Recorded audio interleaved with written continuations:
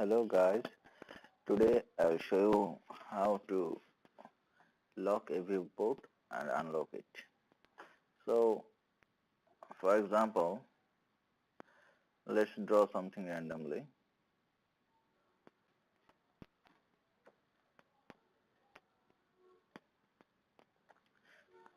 So now we are going to see it in the layout.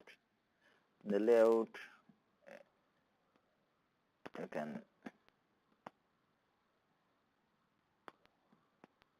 you can make it small, uh, you can zoom it also, you can move it. But what if you want to get it fixed? It is very simple. Just click on the viewport and you see here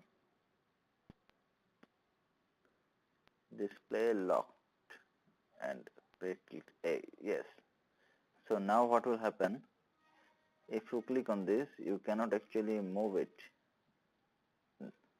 You can move the viewport so that the display is shifted, but you cannot change inside it.